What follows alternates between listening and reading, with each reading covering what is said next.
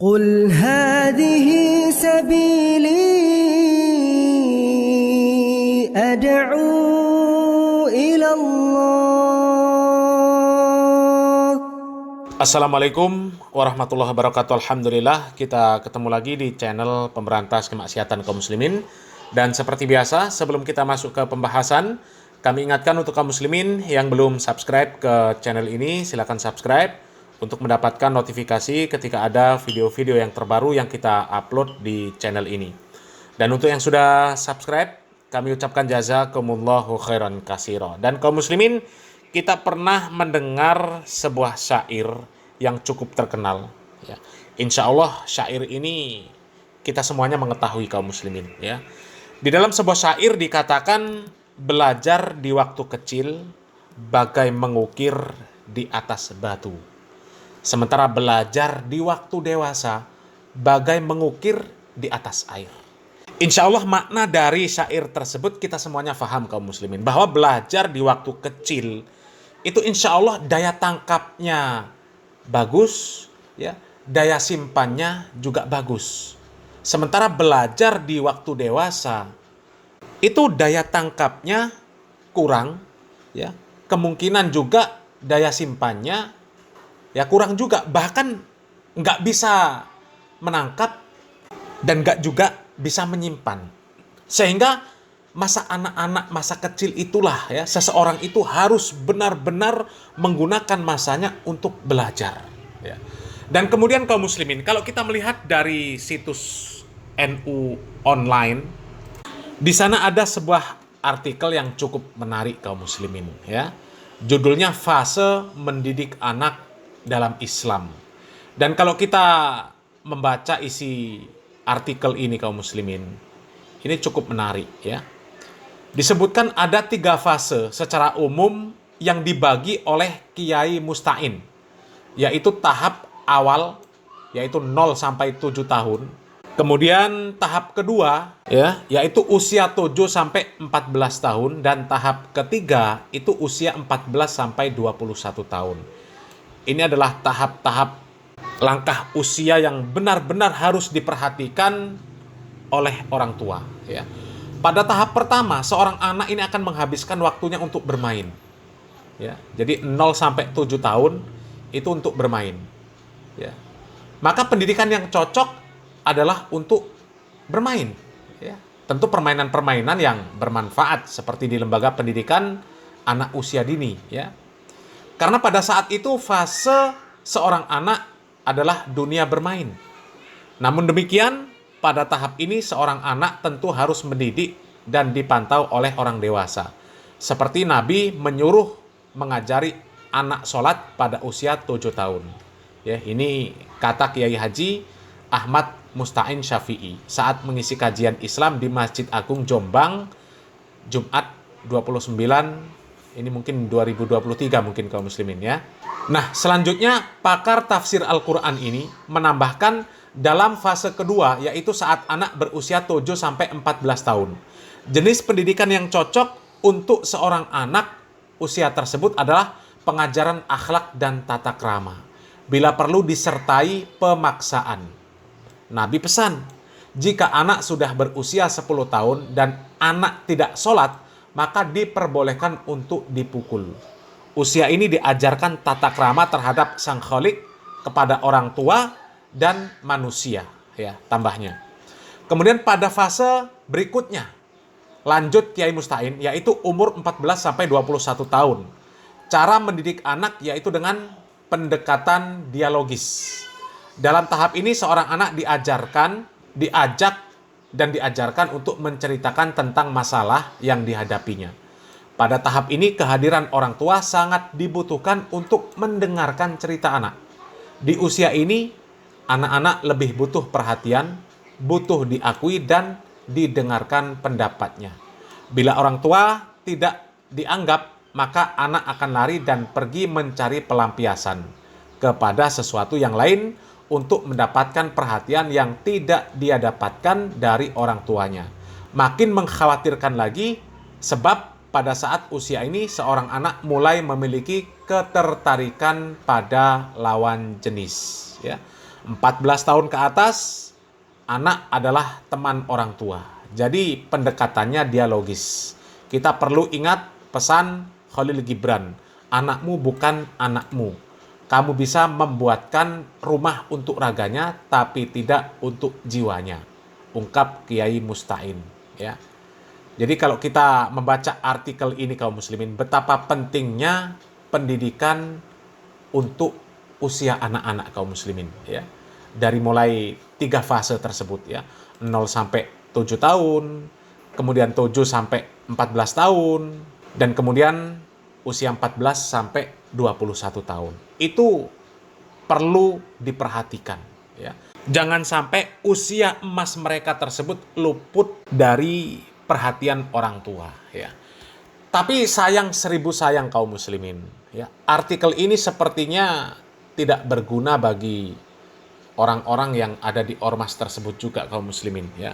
Karena kalau kita melihat banyak sekali postingan-postingan video di mana ada seorang, apakah itu kiai, apakah itu ning, apakah gus dan lain sebagainya, ketika berdialog dengan anak, justru dialognya ini adalah dialog yang tidak mendidik sama sekali. Sangat jauh berbeda dengan video-video yang beredar dari para asatidz salafi yang ketika berdialog dengan anak, justru di sana terdapat pendidikan, pengajaran yang sangat luar biasa kaum muslimin, ya.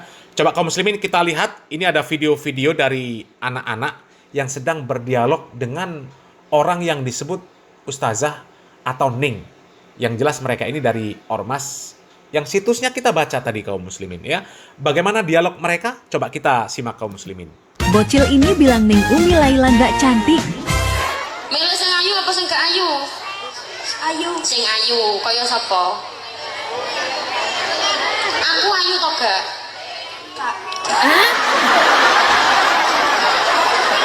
Anak pelawak diam saja sudah lucu.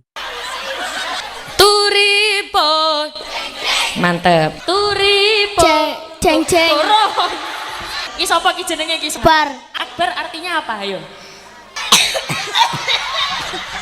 Ibuke teko to ora nang kene? Aku ndek kene dhewean. Ya Allah le.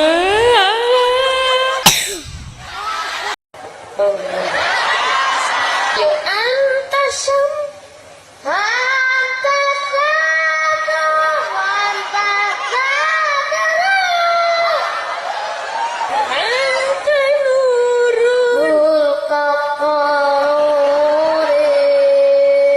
Tuh kaum muslimin, ya, kalau melihat video-video anak-anak dengan para ning, itu boleh jadi hampir semuanya kaum muslimin nggak ada bau-bau pendidikan agamanya sama sekali. Yang ada guyonan, ya, yang ada justru ya obrolan-obrolan yang nggak bermanfaat. Seperti tanya saya cantik apa enggak. Itu apa manfaatnya kaum muslimin coba? Ya, nggak ada pendidikan sama sekali kaum muslimin.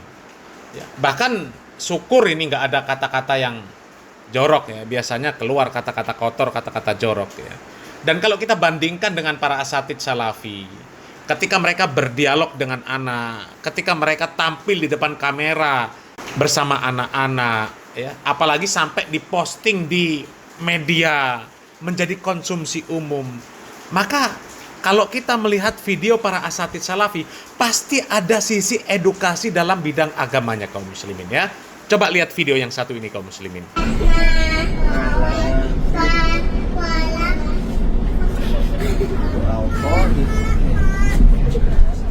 Allahumma bika asbahna. Allahumma bika asbahna wa bika amsayna wa bika nahya wa bika namutu wa ilaikan nusyur. Raditu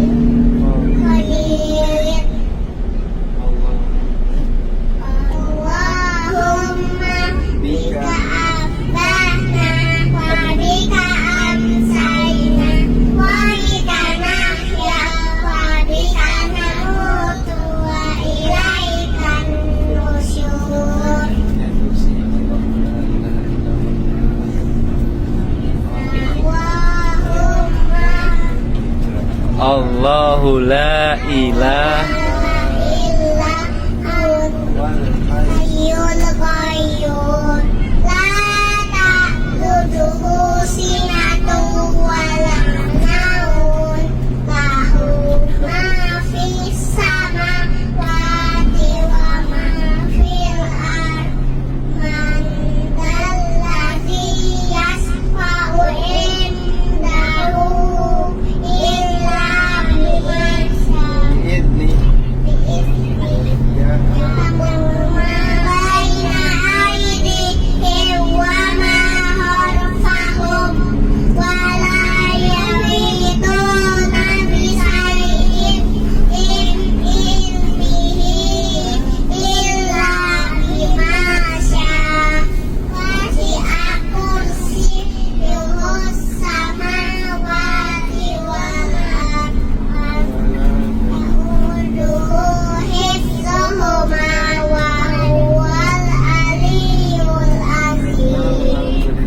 Masya Allah, Masya Allah. Sekarang boleh duduk ya. Nanti lagi. Tuh kaum muslimin ya, sangat kontras perbedaannya kaum muslimin. Para asatidz salafi ketika bersama anak-anak ya, mereka ajak untuk murojaah hafalan, baik itu hafalan Al-Qur'an, hafalan zikir dan sebagainya kaum muslimin. Sementara kalau kita lihat Ning-Ning, Gus-Gus yang videonya tersebar viral, kebanyakan ya obrolan gak ada isi. Ya seperti yang kita lihat tadi lah ya. Ning-Ning ngobrol sama anak itu kan gak ada gunanya sama sekali kaum muslimin ya. Dari sini kita bisa menilai kaum muslimin ya. Kepada siapa Anda lebih pantas untuk menitipkan anak supaya anak belajar agama? Apakah kepada Ning-Ning, kepada Gus-Gus, atau kepada para asatidz salafi ya. Selamat berpikir. Salam waras, salam akal sehat. Barakallahu fikum. Wassalamualaikum warahmatullahi wabarakatuh.